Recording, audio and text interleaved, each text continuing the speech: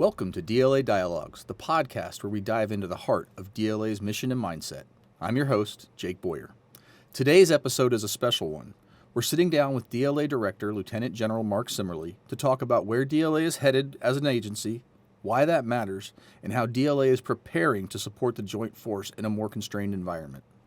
Sir, welcome to DLA Dialogues, and thanks for joining us. Jake, thanks for having me. I really enjoyed your previous podcasts and think that they really contribute to our campaigning and learning in an important way. Thank you, sir. You've spent a career in sustainment and logistics leadership.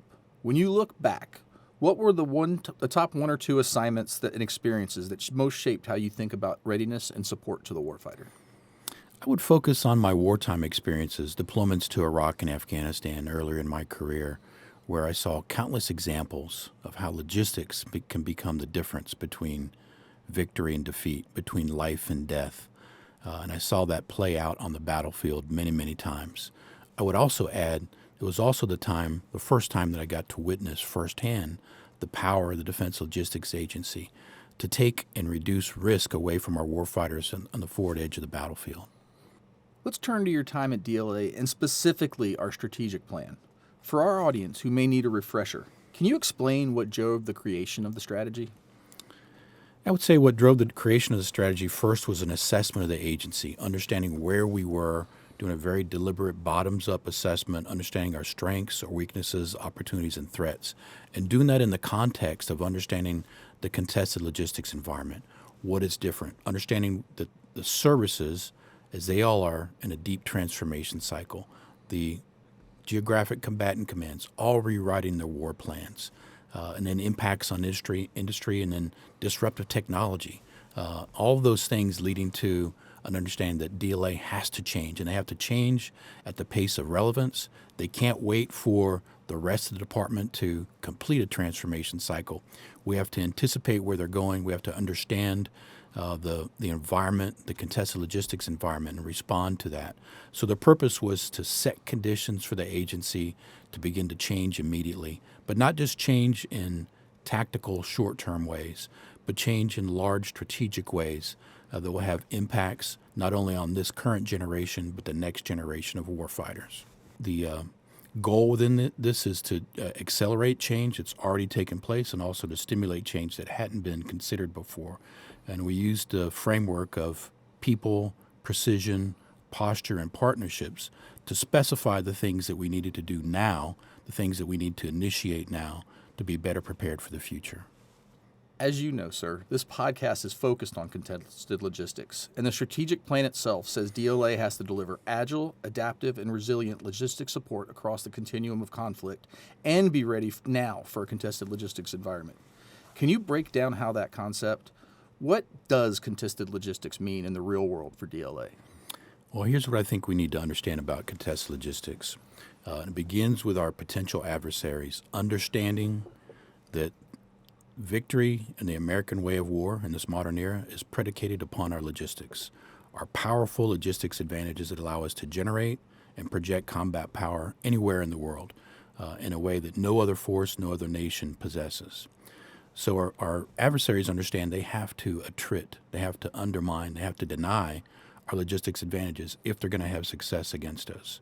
And that means that they have developed means, they've also developed the intent to disrupt our logistics from the tactical edge, where it's always been contested, but all the way back to the operational, throughout an entire theater of operations like PACOM, but also back to the strategic level, in the strategic base in the United States, in the homeland.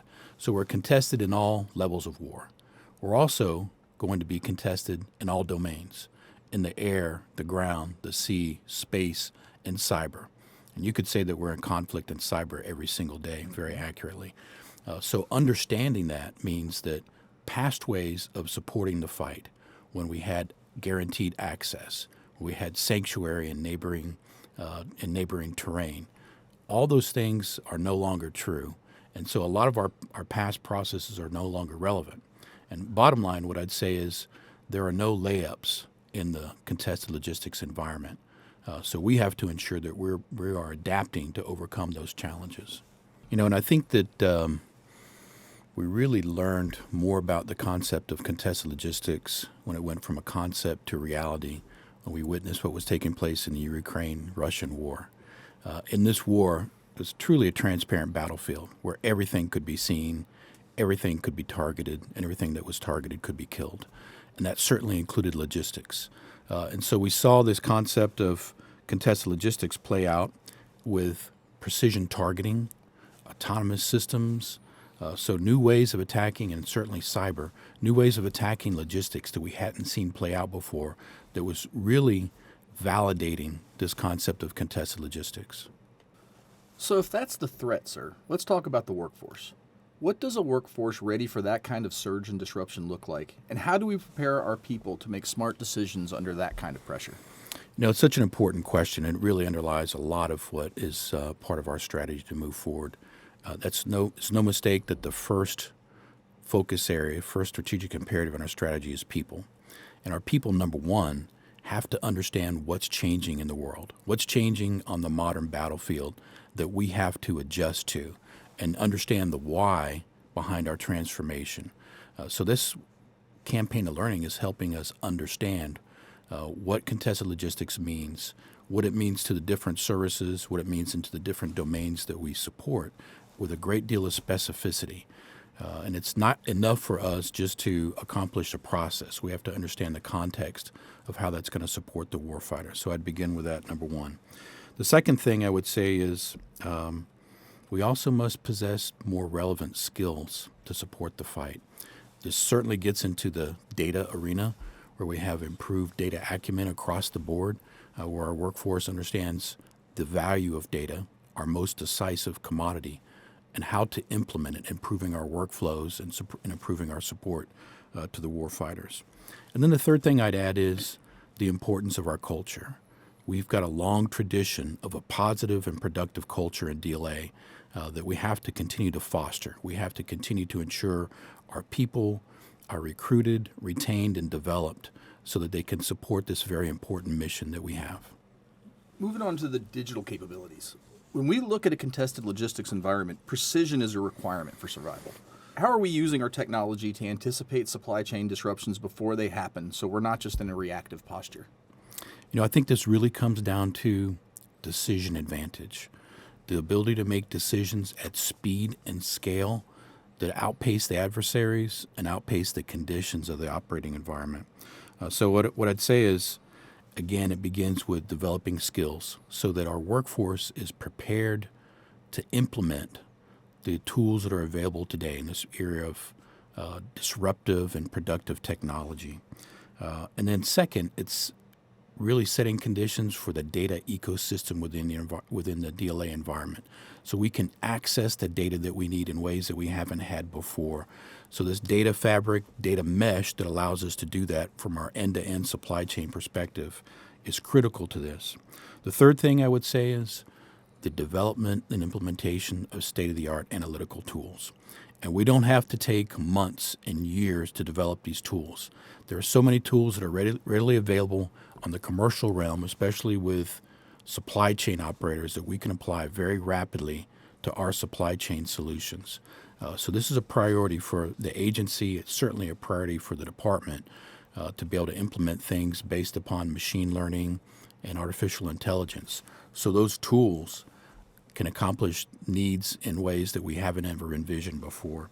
And then finally, so this is very important as well, is establishing interoperability so that we can truly share data with our service partners, with combatant commands, and also share data with our suppliers more effectively.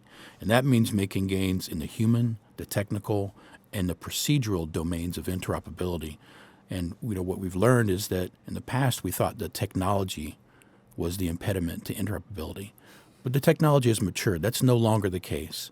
So now we have to work through the human aspect, which is trust, and we've made huge gains there, especially with the services. But then also the procedural aspect, understanding what data we need to share, how we need to share it, and setting up those protocols. So we're doing that continuously, automatically through our systems of record, not episodically through spreadsheets, but the modern way, which is very possible and something that we're already making huge gains on today. Moving on to partnerships, sir. If supply chains are under pressure and access is constrained, what do our strong partnerships do for DLA that we can't do alone? Well, so first of all, partnerships produce relationships. And we have to have relationships so we can develop clear understandings of our support requirements continuously, before the fight, during the fight, after the fight. So we have to foster those relationships so they're productive and they're effective. But in order to do that, we also have to have trust. We need to be able to demonstrate our reliability, our competence, and then also our credibility to our partners so we can maintain productive relationships. And then finally, an understanding of our complementary roles and responsibilities that we not only understand, that we rehearse in the context of exercises and campaigning so we're each comfortable with our roles and we're aware of what each other partner is responsible for while we are preparing for the fight. Before we go to the lightning round, I want to land the plane kind of where we started. Bring a little bit of the personal piece into this. As you're preparing to retire, it's also a chance for you to reflect. When you look back on your career in uniform, what are you proudest of? I would say that what I'm most proud of are the winning teams that I've had the privilege of being on. And I can think from the time that I was a platoon leader all the way up to being the director of the Defense Logistics Agency. The fantastic men and women, our soldiers, our service members, and our civilians that served their nation in peacetime and in war. And to be able to be a partner with them, to be able to be a teammate, to be able to be a leader, has really been an honor of a lifetime. So that's what I'm most proud of. That's awesome, sir. Okay, we're coming to the lightning round now. First off, what is one interesting thing you've read, listened to, or watched recently? Well, I'm currently reading a book called The Battle of Midway by Craig Simons, and I'm reading it because I want to understand better during World War II how logistics allowed victory to take place for the U.S. forces and the U.S. Navy and also the Army Air Forces. But also, I want to understand better how they employed the battlefield geometry of the Pacific to enable victory, which is a very relevant question today as we constantly review and campaign in that theater of war. It's one I'm going to have to add to my list, sir. Second, what's your superpower? I would say that my superpower is knowing that I do not possess a superpower. For me, my success has always been about effort more than talent. And what I would say is that effort is about doing the hard work in advance, showing up prepared, being intensely focused, studying my profession, and then also focusing on the power of positive relationships and teammates. Last but not least, what's your kryptonite? I would say that I define kryptonite as what I'm most allergic to. And as a leader, it's really a behavioral answer. So what I'm most allergic to are counterproductive behaviors that really attrit from our ability to succeed as a team. I'll call out two. So I think arrogance and self-interest are behaviors that we really cannot allow in our formations if we're going to be successful. Arrogance, I think, we can define that as a lack of humility. And of course, when you have a lack of humility, then somebody is probably not as interested in learning and hearing from others as they make decisions and as they participate in operations. And self-interest, that's pretty clear, right? Somebody who's looking out for themselves or their own welfare rather than looking out and prioritizing the welfare of the team. So I would say those sorts of behaviors are kryptonite for me. General Simerly, thank you for joining us. I think the big takeaway is that this is about how DLA prepares to support the Joint Force in a more contested and complex environment, and how people, precision, posture, and partnerships all come together to make that happen. And before I sign off, I want to thank you again, sir, for your leadership as DLA Director. During your tenure, I've watched this agency grow into a thought leader across the Joint Logistics enterprise, all while staying true to our mission of unrelentingly supporting the warfighter. As we close out, do you have anything you'd like to share with the DLA workforce? Well, yes, thanks, Jake. There's two things I'd like to say. First of all, I'm really grateful and admiring constantly DLA's can-do culture, right? This dedication to our mission and dedication to taking care of each other that I see every single day in my time here in DLA. The other thing that I'd add is this encouragement to keep in mind the necessity of change. The agency is in a pivotal time, and right, we always talk about inflection points. I think it's certainly true for our nation, for our military, for the character of war, and I think also within DLA, it's really important that we're focused on change, transformative change that will make a difference for our warfighters. And there's a saying about planting a tree. What's the best time to plant a tree? There's 2 times, right? 10 years ago and today. So I think, what's the best time for change? And we know that the change that we planted the seeds on some time ago is very important. But more importantly, the things that we need to do today to set conditions for the future. So I asked the teammates in DLA to constantly think about their responsibilities to the next generation of leaders and to the next generation of warfighters. Thank you. For DLA Dialogues, this is Jake Boyer. Until next time, remember, learning is a superpower. Use it wisely.